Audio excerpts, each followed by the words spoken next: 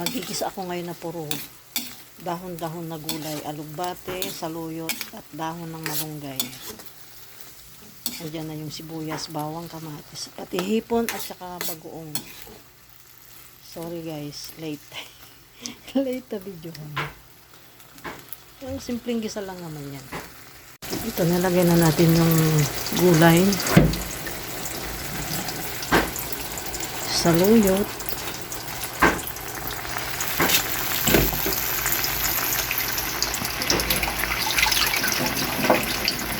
ito yung alugbate.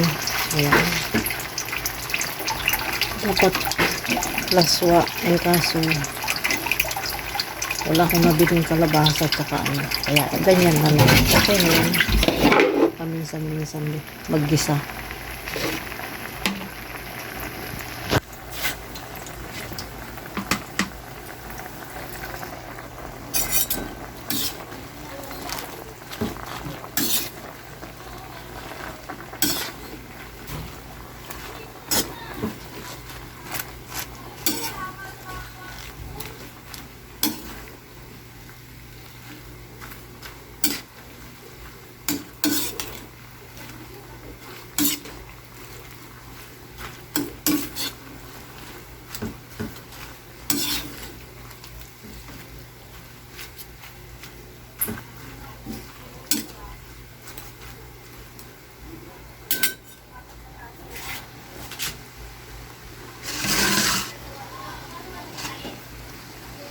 Malunggay, ilagay na rin natin.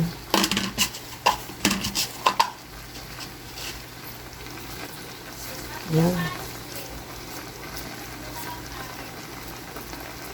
Mabilis lang yan maluto.